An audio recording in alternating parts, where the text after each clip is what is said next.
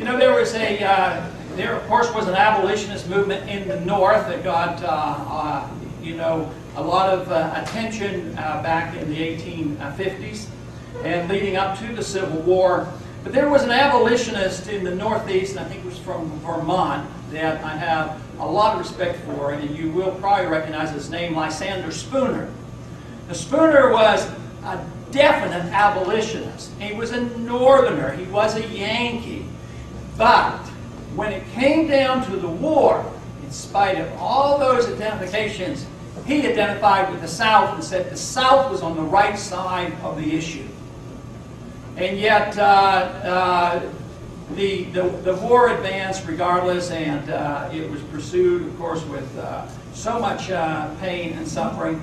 And it was, and the country was led to believe, and every one of our public schools since then have preached and harped and pounded it into our kids that the only issue that was involved was slavery. And yet that was the excuse, and that was the rabble-rousing issue, and it was, you can't deny that it was an important issue.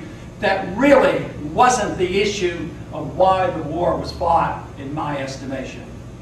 You know, there were over 11 countries up until that time and shortly thereafter in this hemisphere, in North and South America. 11 different countries that had slavery. Every one of them got rid of slavery without war.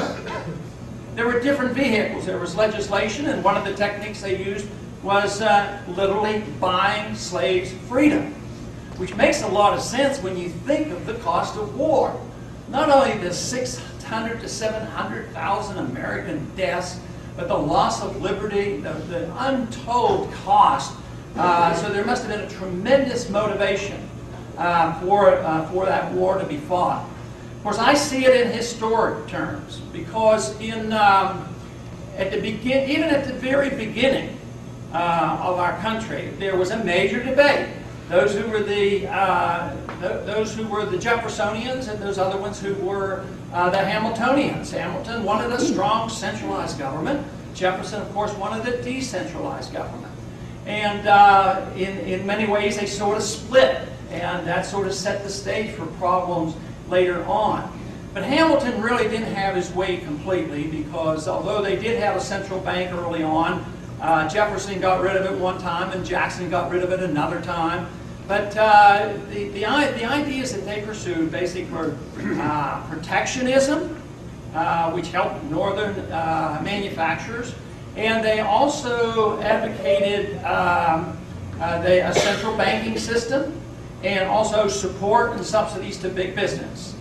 And those were the three major points of what Hamilton believed in, but really and truly it was exactly what Lincoln's program was as well.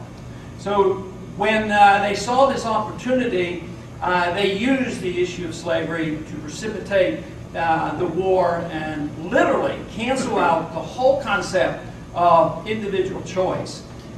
You know, I think one of the most important parts of the Declaration of Independence says that governments are instituted among men, and they're deriving their just powers from the consent of the governed. So if you have a true republic, the consent of the people is very important.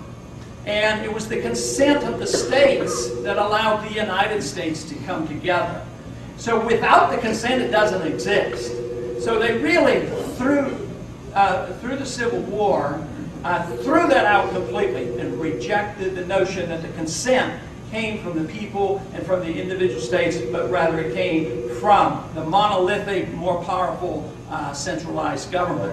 And unfortunately, that is what we have had to live with for these so many years, and has given us so many more problems.